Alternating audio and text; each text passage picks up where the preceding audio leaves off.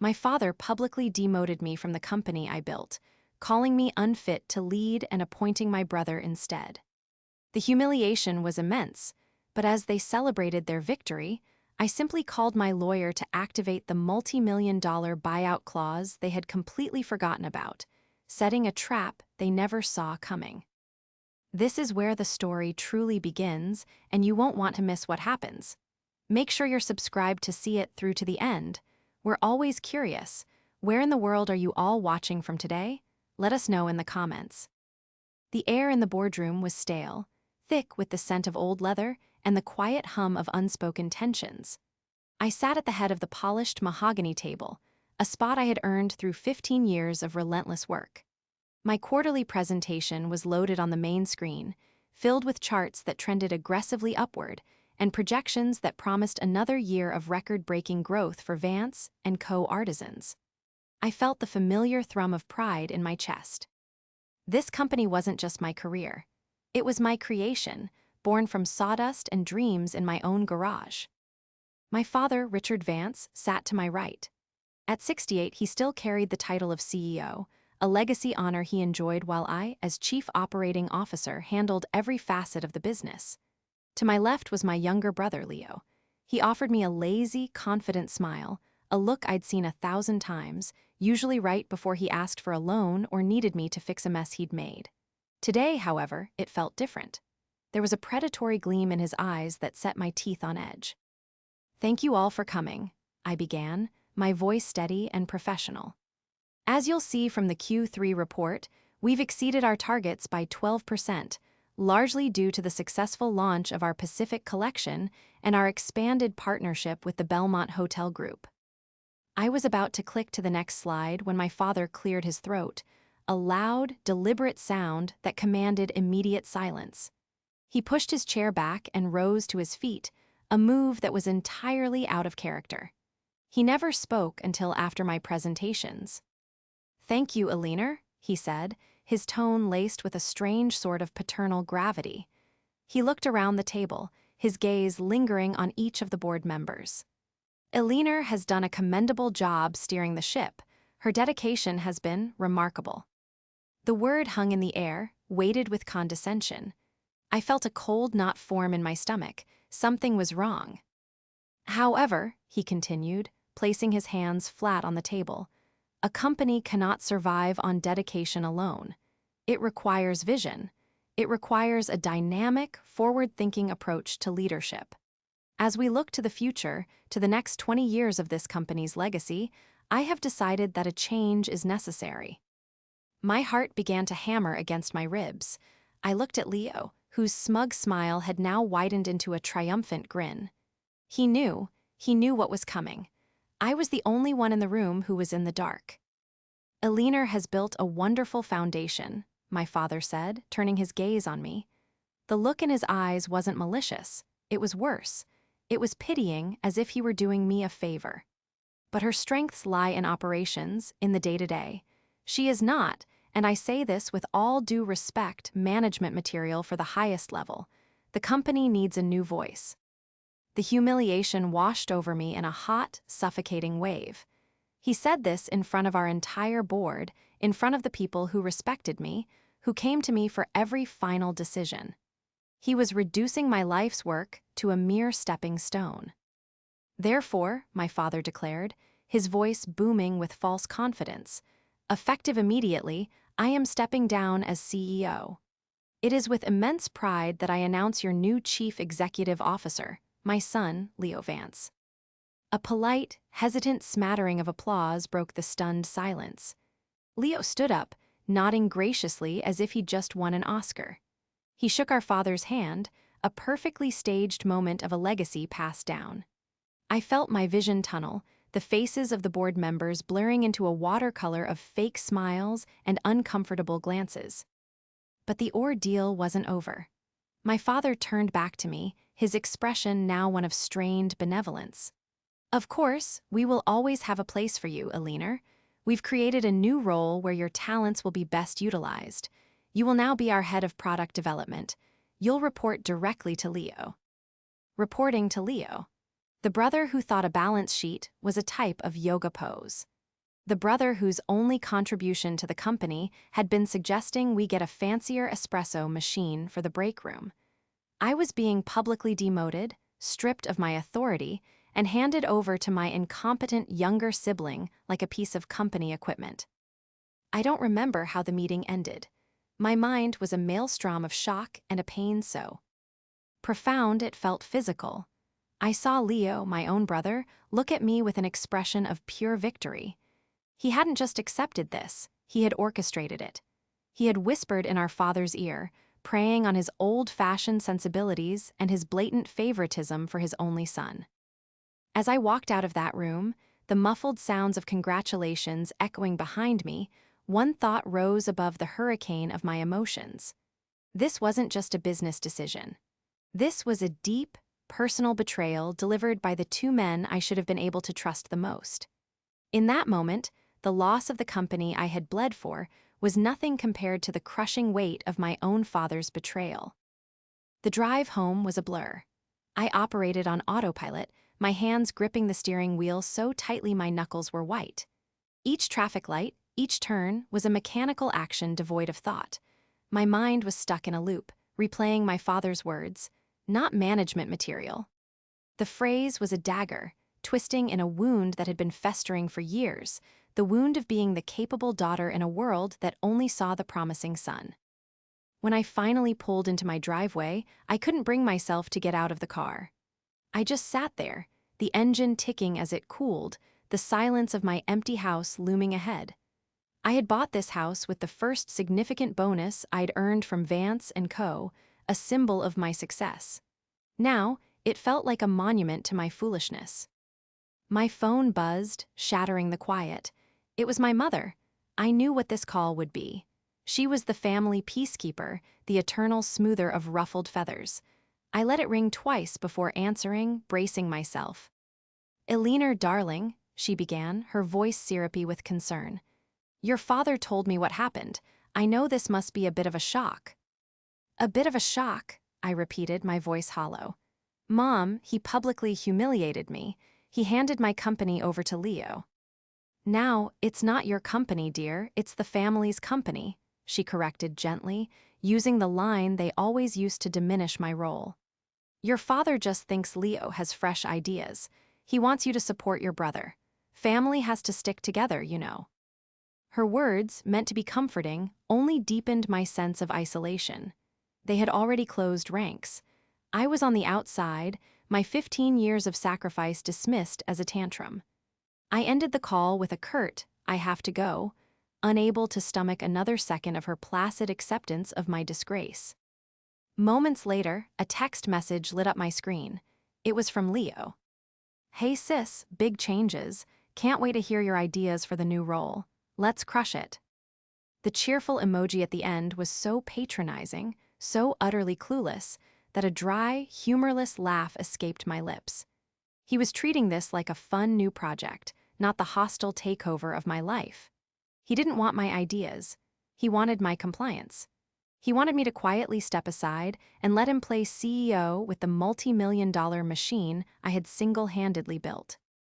I finally dragged myself out of the car and into my house. The silence was deafening. I walked into my study, the one room that had always been my sanctuary. It was lined with bookshelves filled with texts on business management, material science, and design theory. On the wall behind my desk were framed articles from trade magazines praising Vance & Co.'s innovation, innovations I had spearheaded. My gaze drifted to a set of two frames hanging side by side. One contained the original articles of incorporation for the company, listing me as a co-founder. The other held my official employment contract, the one I had signed a decade ago when the business had finally become a serious enterprise. I remembered that day so clearly. I had been sitting with Marcus Thorne, our longtime corporate lawyer and my late grandfather's closest friend. He had been proud of me, but also wary of my father's traditionalist views. "This contract is your armor, Eleanor," he had told me, tapping a thick finger on a specific paragraph. "You're building an empire, and empires need defenses, especially from within." I had felt a bit dramatic at the time, but I trusted Marcus. He had helped me structure a deal that gave me a 40% stake in the company and the title of COO. But he had also insisted on adding clauses to protect me, clauses my father had barely glanced at, dismissing them as legal boilerplate.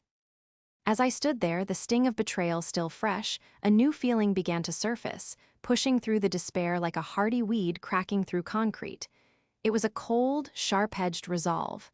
My father had called me methodical, a planner, someone who was good with the day-to-day. He meant it as an insult, a way to paint me as lacking vision. But he was right. I was a planner, and I had planned for this. A slow smile touched my lips for the first time that day. It wasn't a happy smile. It was the smile of a woman who had just remembered where she had buried the treasure, or in this case, the landmine. They had celebrated their victory, believing they held all the cards. But they had forgotten one crucial thing. They had forgotten to read the fine print. The origins of Vance & Co. artisans were humble, a fact my father and brother seemed to have conveniently erased from their memories. It wasn't born in a boardroom. It was born in my garage, amidst the smell of wood stain and the screech of a second-hand table saw. I was 23, fresh out of business school with a minor in design, and I had a vision. The market was flooded with mass-produced, soulless furniture. I wanted to create pieces that told a story that would last for generations. I poured my entire life savings, a modest inheritance from my grandmother, into the venture. My father, Richard, had been skeptical. "It's a nice hobby, Alina," he'd said, patting my head. He offered what he called seed money, which was structured as a formal loan he expected to be repaid with interest. His only other contribution was the family name. He thought Vance & Co. sounded prestigious, and he agreed to be a silent partner, a title that allowed him to boast about his daughter's little project at his golf club. Those first few years were a blur of 80-hour work weeks. I did everything. I designed the furniture, taught myself woodworking from books and online videos, built the first prototypes with my own hands until they were blistered and raw. I was the one who drove a rented van to craft fairs, setting up my stall before dawn.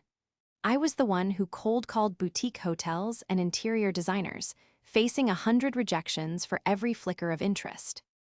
My father never once set foot in that garage. My brother Leo was in college at the time, majoring in what he vaguely called communications. His life was a stark contrast to mine.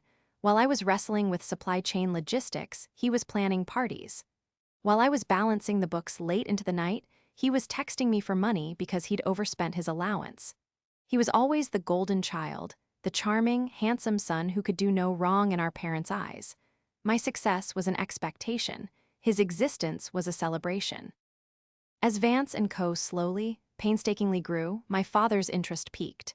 When I secured our first major contract, a 6-figure deal to furnish a new hotel, he suddenly became much more involved. He stopped calling it my project and started calling it our business. He took the CEO title, arguing that the company needed a man of his stature and experience as its public face. I, eager for his approval and exhausted from doing everything alone, agreed.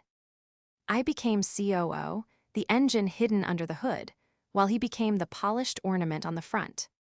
Leo, after graduating, drifted from one uninspired job to another. He worked in marketing for a friend's startup that folded in 6 months. He was a consultant for a tech firm, though he could never clearly explain what he consulted on. His resume was a masterpiece of inflated titles and vague accomplishments. About a year ago, he started showing an unusual interest in Vance & Co. He would join my father and me for dinner and talk about synergy and disruption, buzzwords he'd picked up from podcasts. I see it so clearly now. He began a subtle campaign of sabotage. He'd have lunch with Dad, just the two of them, and afterward my father would question a decision I'd made. Leo was just saying that maybe our marketing is a bit old-fashioned, a leaner. We need to be more aggressive, more viral. Leo would sit in on meetings and offer unsolicited advice that was both impractical and condescending. He positioned himself as the visionary, the fresh perspective, and painted me as the staid, unimaginative workhorse who was holding the company back. He played on our father's deepest prejudices, his belief that a man should lead, that a son was the rightful heir to a legacy. My father, who had never built anything himself, was terrified of being seen as outdated. Leo presented himself as the solution, the key to modernity. The polished, disingenuous charm that had always been his greatest asset was now being weaponized against me.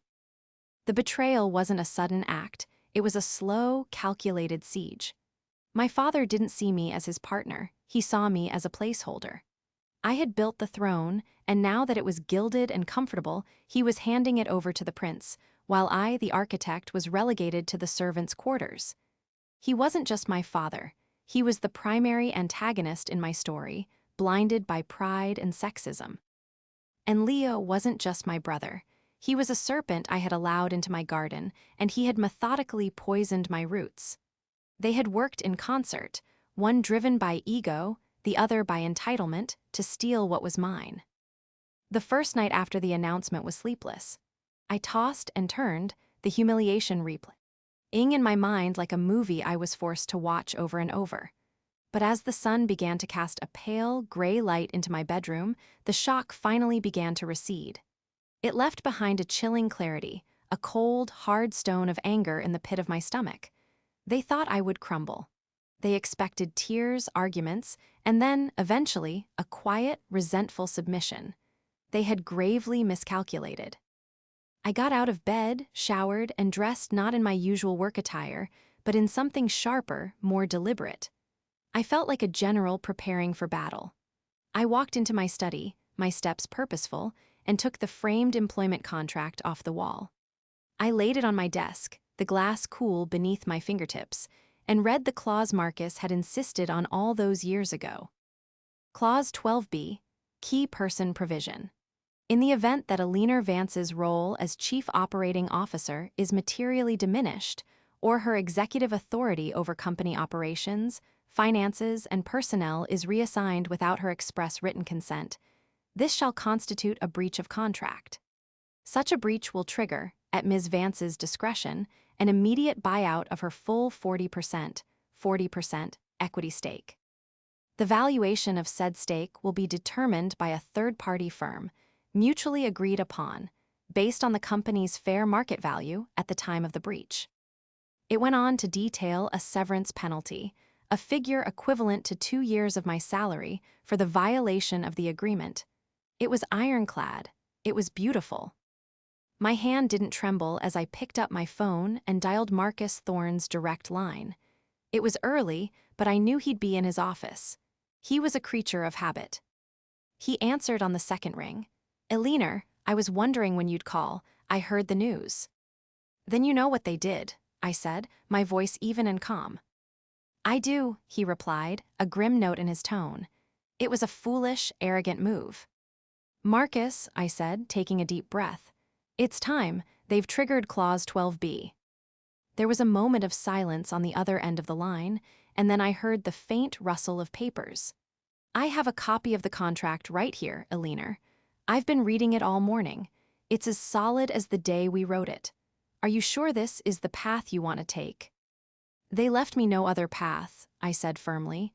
"They want the company, they can have it, but they are going to pay for it." "All right then," Marcus said, his voice shifting from concerned friend to sharp-as-a-tack lawyer.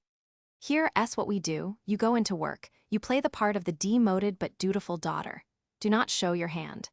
I will engage an independent valuation firm today, one of the best in the country. We need a bulletproof number.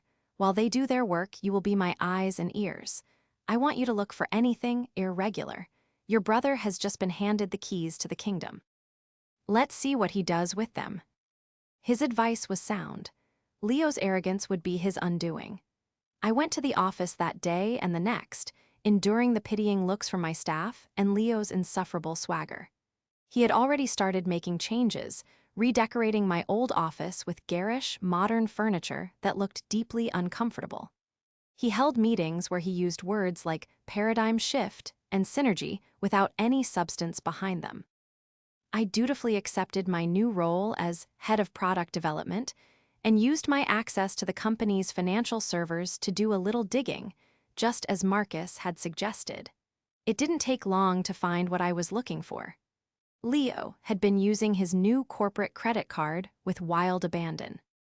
There were lavish dinners at restaurants no client of ours would ever frequent, charges for front-row seats at sporting events, and a weekend trip to a five-star resort in Aspen, all coded under client entertainment and travel. The deeper I dug, the worse it got. I found a new consulting agreement that had been executed on his first day as CEO. A $50,000 per month retainer was being paid to a firm I'd never heard of, Lion Strategy Group. A quick search revealed it was a shell company, registered just 2 months prior. The registered agent was a man I recognized as one of Leo's old college buddies, a man known for his failed business ventures and questionable ethics. My brother wasn't just incompetent, he was actively siphoning money from the company. I carefully downloaded every receipt, every invoice, every bank transfer. I compiled it all into a neat, encrypted file. This was more than just evidence for a contract dispute. This was proof of fraud. My father and brother hadn't just demoted me. They had handed the company to a thief, and I now had the proof I needed to burn their new kingdom to the ground. A week into my new, diminished role, I was summoned. Leo's new executive assistant, a young woman who looked perpetually overwhelmed, informed me that Mr. Vance required my presence in his office. The formality was almost laugh. Abel. I walked into what had once been my office, the space I had designed to be warm and functional with custom-built oak desks and soft, ambient lighting. It was now a monstrosity of chrome, glass, and stark white leather. A massive, abstract painting that looked like a paint factory had exploded hung on the wall where my framed articles used to be. Leo was leaning back in his new chair, his feet propped up on the gleaming desk, talking loudly on his phone. He gestured for me to sit, not even bothering to end his call. After another minute of empty platitudes to whomever was on the line, he hung up and gave me a magnanimous smile. Eleanor, good, I wanted to touch base about your new role. I've been thinking we need to pivot our entire aesthetic. Less classic, more edgy. I want you to draw up some concepts for a new line. Think minimalist, think disruptive. He spoke as if he were bestowing a great honor upon me. He truly believed he was the visionary here, and I was just the hired help to execute his brilliant, half-baked ideas. I didn't say a word about his proposal. Instead, I reached into my portfolio and pulled out a small stack of papers, placing them gently on the edge of his glass desk. I was reviewing some recent expenses to get a feel for the new budget, I said, my voice perfectly level. And I had a few questions. I was hoping you could clarify them for me. He glanced down at the papers. They were copies of the receipts I had found. The Aspen hotel bill was on top. His smile faltered, replaced by a flicker of irritation. That was a business trip, he said curtly. Networking. I see, I replied, pushing the next page forward. It was the bill for a $5,000 dinner at a trendy restaurant known more for its celebrity sightings than its food. And this, you must have been entertaining a very important client. I was. You don't know everything that goes on, Eleanor, he snapped, his composure beginning to crack. He swung his feet off the desk and sat up straight. What is this, an interrogation? You report to me now. You don't get to audit my expenses. I'm not auditing, I said calmly. I'm just trying to understand the new vision for the company. Because from where I'm sitting, it looks a lot like you're using corporate funds as your personal piggy bank. The accusation hung in the air between us. The color drained from his face, replaced by a blotchy, red anger. He stood up, his chair scraping loudly against the floor. You have no right to question me, he spat, his voice rising. Dad put me in charge because you're stuck in the past. You're trying to sabotage me because you're jealous. His reaction was exactly what I had expected. It was the panicked lashing out of a child caught with his hand in the cookie jar. He didn't deny it, he just deflected, turning it back on me. His threats were clumsy and transparent, reeking of insecurity. This is your one and only warning, he continued, pointing a trembling finger at me. Get with the program, do your job and stay out of my way. If you pull a stunt like this again, I'll go straight to Dad and you'll be out of here for good. Don't test me." I simply looked at him, my expression unreadable. I hadn't raised my voice. I hadn't made a single threat. I had just presented him with his own actions, and he had unraveled completely. This one, brief confrontation told me everything I needed to know. He was weak, predictable, and in way over his head. I stood up slowly and collected the papers from his desk.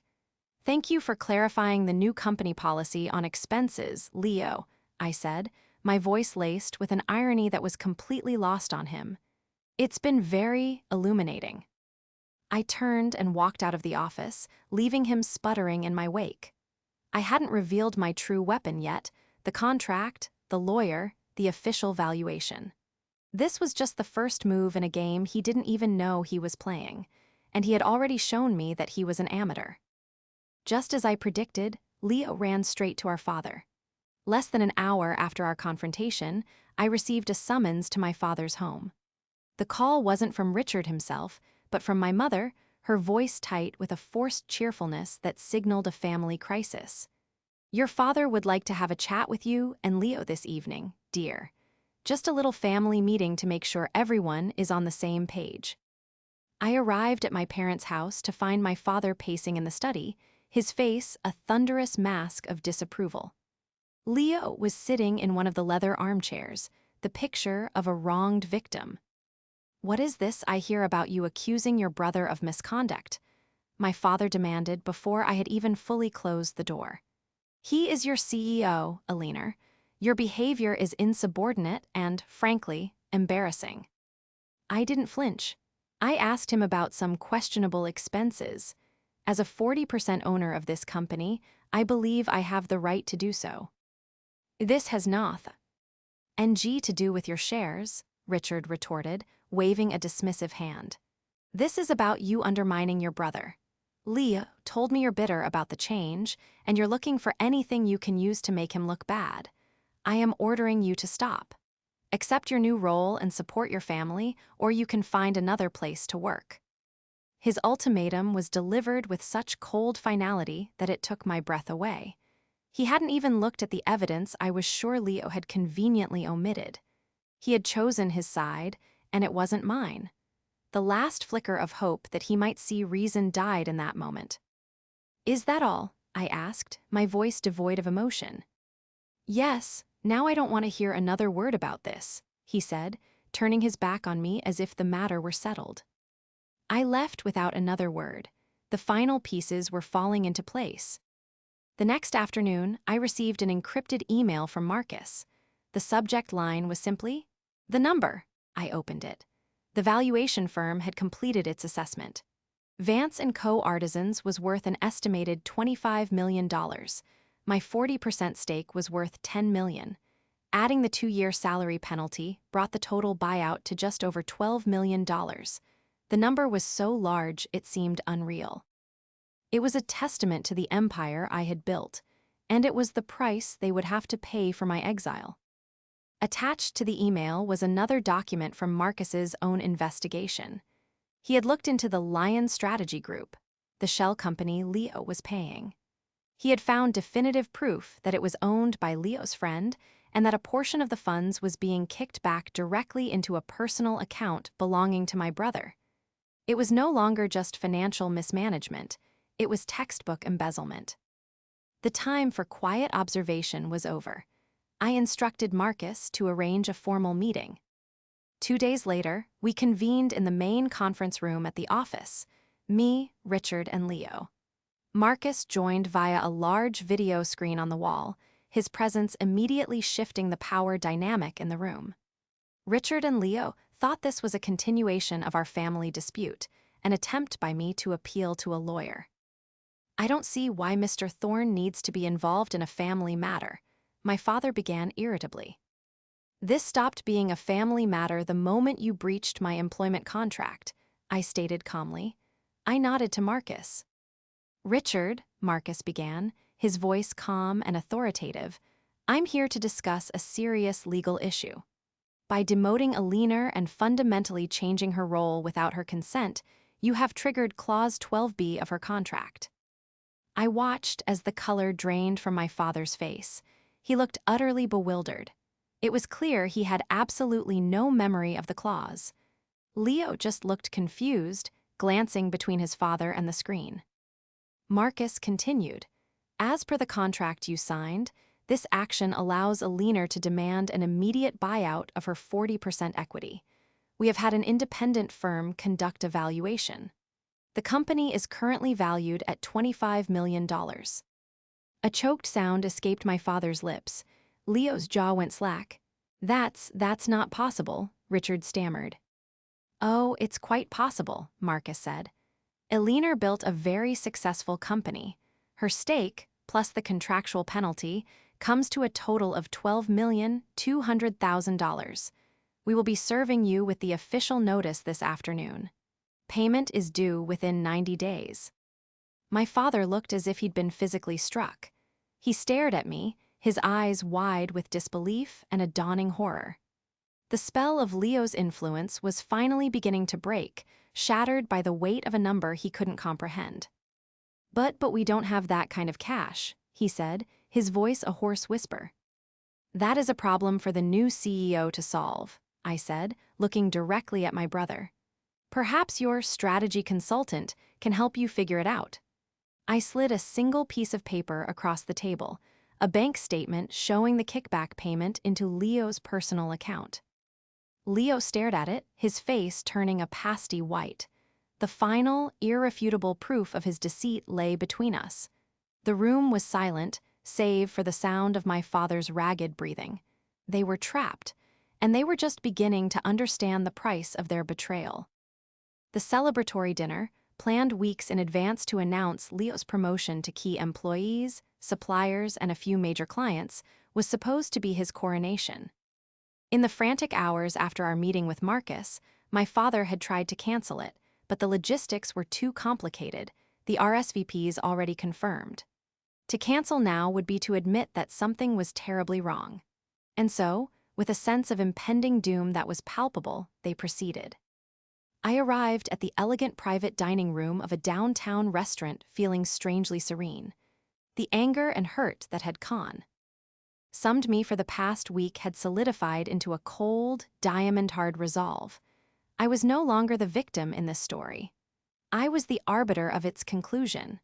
I greeted a few of our senior staff members, people I had hired and mentored, who looked at me with a mixture of sympathy and confusion. My father and Leo stood near the entrance, forcing strained smiles as they welcomed their guests. They both looked terrible. My father seemed to have aged a decade in a single day, his shoulders slumped in defeat.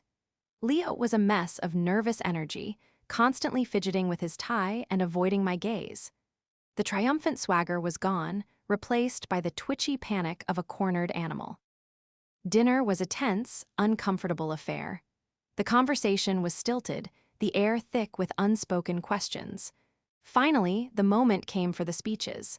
My father, looking pale and unsteady, tapped his glass for attention. He cleared his throat, holding a note card with a trembling hand. "Welcome, everyone," he began, his voice weak. "We are here tonight to celebrate a new chapter for Vance and Co. Artisans, a chapter of new vision and leadership under my son, Leo." He faltered, his eyes finding mine across the room. He seemed to lose his nerve.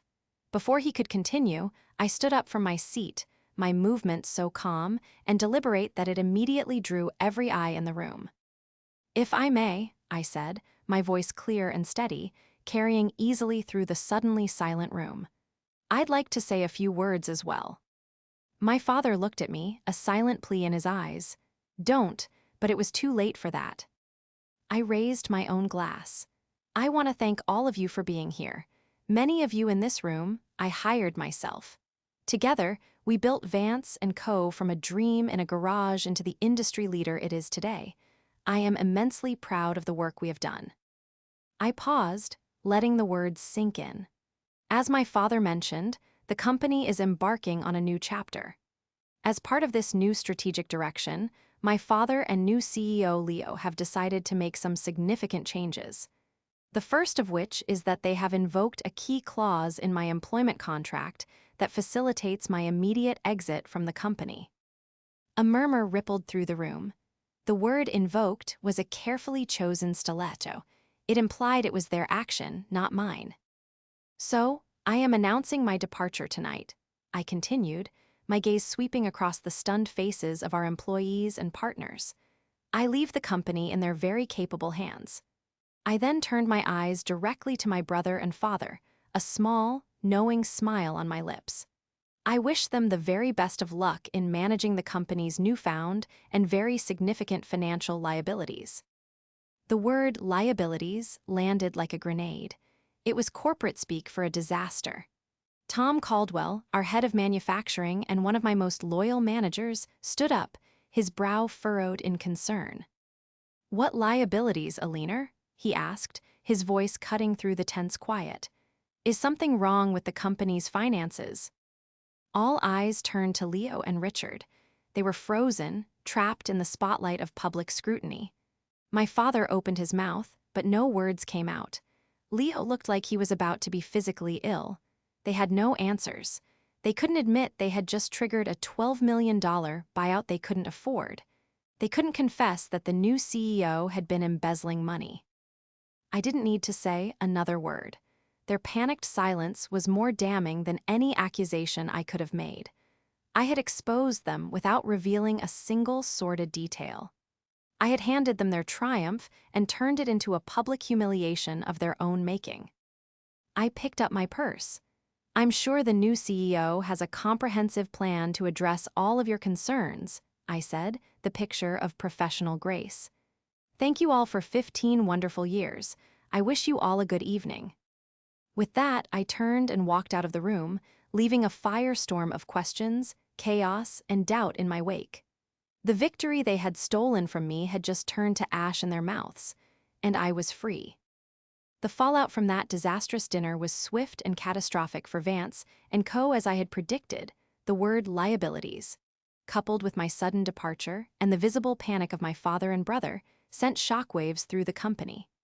Key clients, spooked by the instability, began to pull their contracts. Tom Caldwell, my loyal head of manufacturing, resigned the next morning, and half of the senior design and sales teams followed him out the door within the week. The company's most valuable asset wasn't its workshop or its brand. It was the talent and trust I had cultivated, and it was walking out the door. Faced with a mass exodus and a ticking clock on my $12 million payment, my father and Leo were forced into a desperate position. They had no choice but to start liquidating assets. They sold the flagship retail showroom I had worked so hard to establish. They sold the company's real estate portfolio, including the state-of-the-art workshop I had designed, and were forced to lease a smaller, less efficient space. The company I had built to be a debt-free powerhouse was being dismantled piece by piece to pay for their arrogance.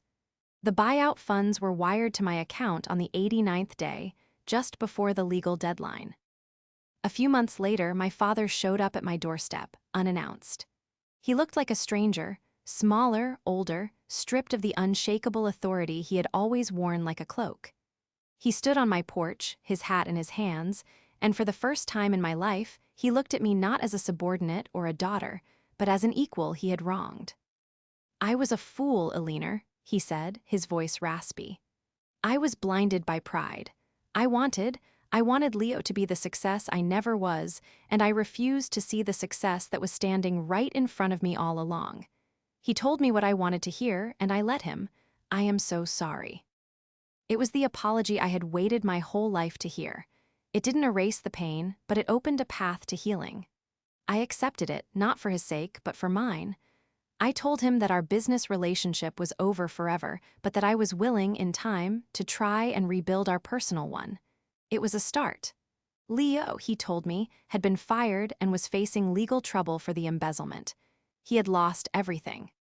With the $12 million, I didn't retire. Building is what I do, it's who I am. I consulted with Marcus, and we structured a new company, one built on a better, smarter foundation. I called it Alina Vance Designs. It was mine, in name and in spirit. I reached out to Tom Caldwell and the other talented people who had left Vance & Co. and hired them all. My new workshop is brighter than the old one, filled with more light and laughter. We focus on sustainable materials and cutting-edge design, pushing boundaries in a way I never could have under my father's conservative eye. We quickly became the talk of the industry, a vibrant and innovative firm rising from the ashes of a fading giant. Vance & Co. still exists, but it's a shadow of its former self, a cautionary tale whispered at trade shows. The story ends not with revenge, but with reclamation. I reclaimed my work, my name, and my future. I sit now at a drafting table in my own office, sketching a design for a new collection.